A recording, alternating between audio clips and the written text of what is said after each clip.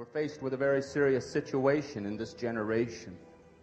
There are insane people who wish to rule the world. They wish to continue to rule the world on violence and repression, and we are all the victims of that violence and repression. We, as the indigenous people of the Western Hemisphere, have been resisting this violence and this oppression for 500 years. We know that the black people have been resisting it for at least that long. And we know that the white people have had to endure it thousands of years. And now it's come full swing to this generation that we live in. Nuclearization of the world. You see, this cannot be, we cannot allow this to continue to go on. We cannot do it. You see, we cannot expect that the pro-nuclear oppressor, that other side, we cannot expect that they're going to change for us. They are going to become more brutal.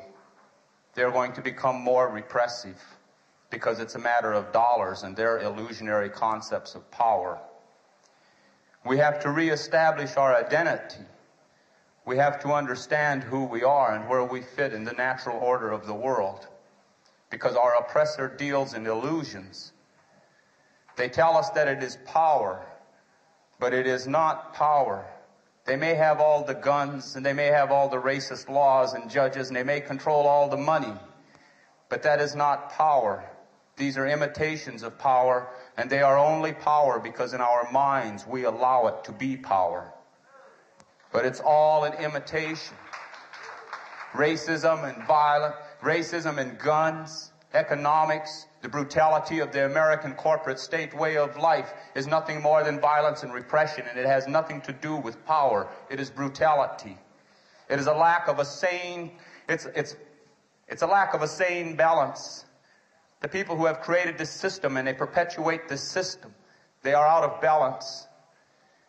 They have made us out of balance. They have come into our minds and they've come into our hearts and they've programmed us because we live in this society, and they've put us out of balance. And because we are out of balance, we no longer have the power to deal with them. They have conquered us as a natural power. See, we are power. They deal in violence and repression. We are power. We are a part of the natural world. All of the things of the natural world are a natural part of the creation and feed off the energy of our sacred Mother Earth. We are power. But they have separated us from our spiritual connection to the earth. So people feel powerless. We look at the oppressor and we look at the enemy because they have the most guns and the most lies and the most money. People start to feel powerless. We are power. We are a natural part of the creation. We were put here on the sacred Mother Earth to serve a purpose. And somewhere in the history of people, we're forgetting what the purpose is. The purpose is to honor the earth. The purpose is to protect the earth. The purpose is to live in balance with the earth. The earth is our mother.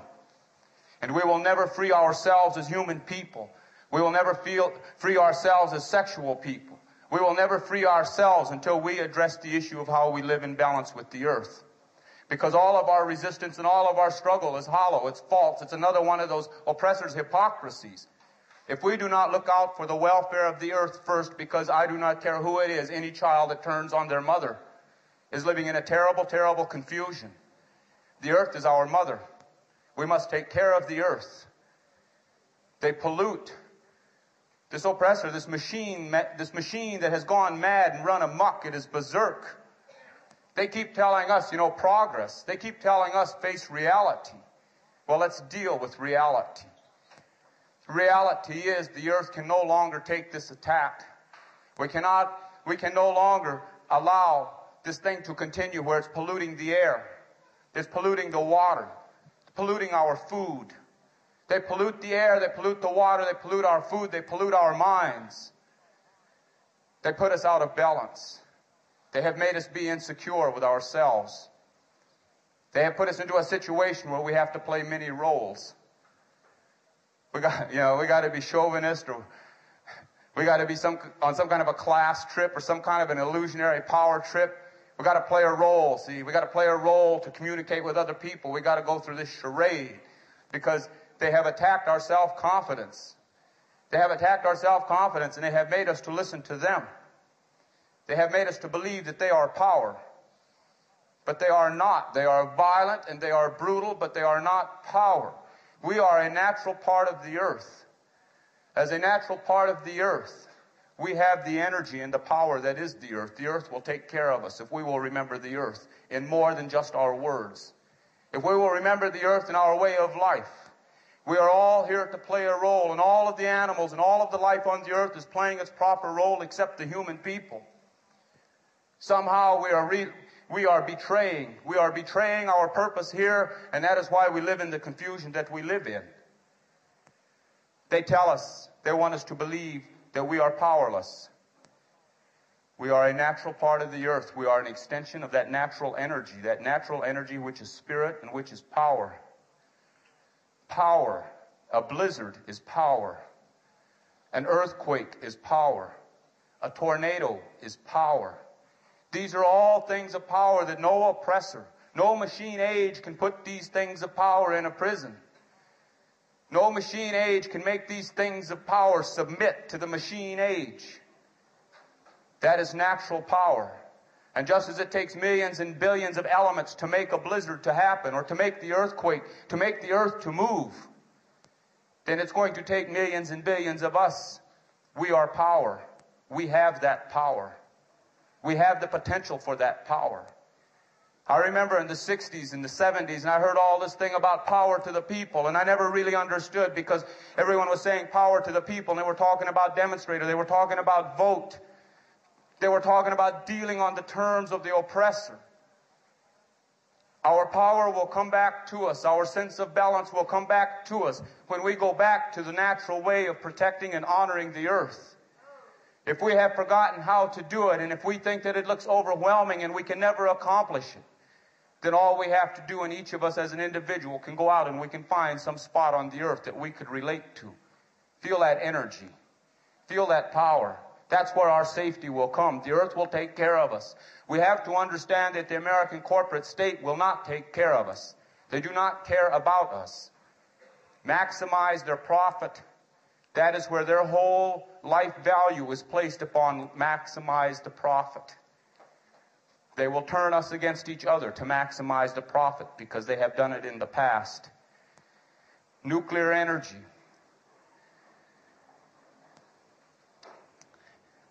It's the final assault. Nuclear energy should tell each and every one of us that they have gone beyond the reasons of sanity, that they are no longer sane, that they no longer deal with the real natural world, because they want to create a radioactivity, all right, that is going to make it impossible for the Mother Earth to take care of our life. We will not destroy the world. We are arrogant and we are stupid and we are foolish if we believe that we will destroy the world. Man has the ability to destroy all of the people's ability to live on the earth, but we do not have the power to destroy the earth. The earth will heal itself. The earth will purify itself of us. If it takes 1 billion years to get rid of the radiation, the earth will do it, because the earth has that kind of a time. We do not. Our obligations and our loyalties have to be to the earth, and they have to be to our sense of community and to our people and to our relations. Our obligations and our loyalties should not be to a government that will not take care of our needs. Our obligations and loyalty should not be to a government that has proven time and time again that it is the enemy of the people unless the people are rich in dollars. That has been the consistent history of Western civilization and the American corporate state government. That's reality. They are not our friends. They do not care for us. We have to face that reality that we have an enemy. We want to talk about nuclear war. Everybody's afraid of nuclear war that's going to come between the Americans and the Russians and the Chinese or whoever. But are they not waging nuclear war on us now when the miners die from cancer from mining that uranium? Are they not waging nuclear war with 3 Mile Island when they release that stuff into the air? Are they not waging nuclear war when they build all of these nuclear reactors and it's not safe? Are they not waging nuclear war when they attack the Indian people on their land, militarily attack the Indian people, and racistly attack the Indian people so that they can get at the natural resources to feed their radioactive machine? That is war. And they are waging it against us. They bribe Congress. They bribe your elected officials. They terrorize and intimidate your elected officials by getting the FBI to blackmail them. Those are acts of war. We will have to come to a time in our lifetime, and it will come in our lifetime, when we are going to have to deal with the fact that the enemy has taken over your government. The government is not your ally.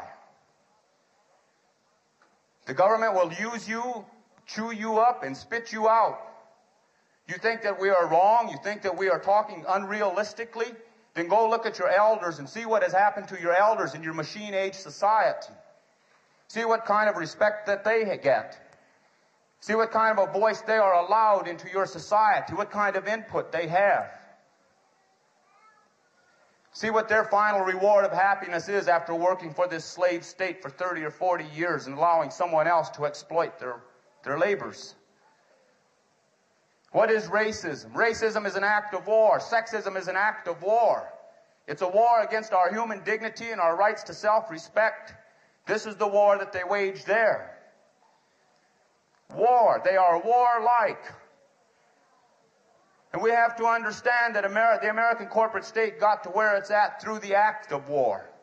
The next war, you want to think about a war? The next war that you better be concerned about is the one that they're going to fight here. Here in the continental United States.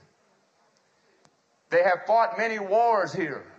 They fought us all along, see, because we said it's ours and you haven't got a right to it, and they fought us. Now you all are claiming that it's yours under this illusionary concept of private ownership of property, and they're going to fight you. But they're going to call it national security and energy crisis. They're going to call it constitutional rights, and they're going to call it judicial proceedings. They're going to nationalize, your military coup is going to come by, they're going to nationalize the police departments. That's your military coup.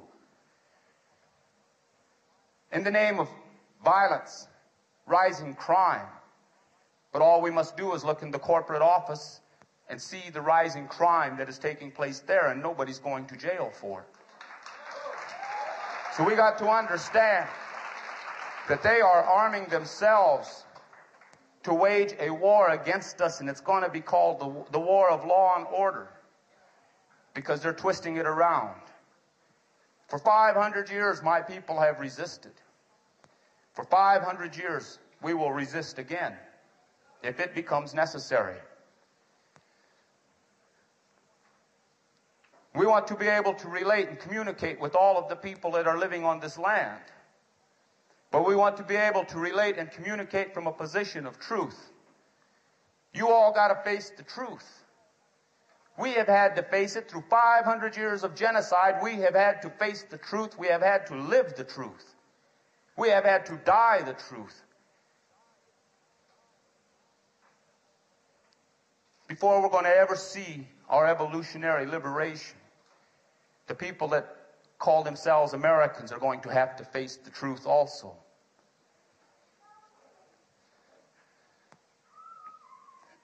They tell us to be realistic, that progress means all these things have to happen. They tell us that we can't go back to the old way. They tell us be realistic. But there is no old way, no new way. There is a way of life. We must live in balance with the earth. We must do it. We have no choice. If we allow ourselves to be apathetic, or we allow ourselves to be lied to or tolerate their lies about what they are doing to the earth, then we are betraying our intention. We are betraying our purpose here. We cannot protect that seventh generation if we do not protect the earth. We cannot protect ourselves if we do not protect the earth. The earth gives us life, not the American government. The earth gives us life, not the multinational corporate government. The earth gives us life. We need to have the earth. We must have it. Otherwise, our life will be no more. So we must resist what they do. They want to break our spirit. They will do everything and anything to break our spirit, our will to live. We must learn to resist. We must learn to see. We must learn to look. We must learn to step out of this reactionaryism. All of our lives, they've had control of us through their schools and through their TV, their electronic media. They've had control of us all of our lives. They have programmed us. They have made us become reactionary. We don't think, we react to what they do. We don't think, we react to everything that they do, we react to it. They're setting us up in the 80s because they know consistently throughout the past the people have always reacted to what they have, to their manipulations of circumstance. They know that the people always react. They're counting on it in the 80s. See, and they outnumber us with guns. They outnumber us with money. They outnumber us with votes. They control all the machines that count the votes. They got it all stacked in their favor. Except there's a key. The key is we must start thinking and stop reacting. The oppressor has no thinkers. They have no philosophers. It's all scientific. It's all economic. It's all manipulative. They have no thinkers. You go look and you deal with the enemy, and what the enemy does is the enemy will send somebody out on the street to hit you in the head, and the guy says, I'm only taking my orders. And if you can come from a position of strength to this guy that's hitting you in the head and say, hey, you got to stop hitting me in the head, we want to talk, then he says, well, I have to go to my superior to see. They have no thinkers either. If we will start to think and we will learn to see what reality really is, we will outnumber them through the thinking process. We will take our minds away from them. Because through their manipulation of our mind, they control our spirit. And they know this is true. They tell us, they want us to believe that we are powerless. They want us to believe that we are becoming overwhelmed, that they can overwhelm us. You see, but they're paranoid. They are more paranoid than any of us are, no matter what happens to us. Because, see, they have to put people in here to come and listen to what we're saying so they can go back and tell. So they're afraid. They're afraid because they know we're talking about reality. Now, why are they afraid? They are afraid because they know that they are dealing with the illusions of power, which are based on the realities of violence and brutality. They're afraid. See, they don't want people to think. They don't want people to be talking, and they don't want people to think about what they talk about. Because they know. They've known it all along that they built their whole thing on illusions. And because they have drawn us into giving this illusionary world all this power, they have taken our power away from us.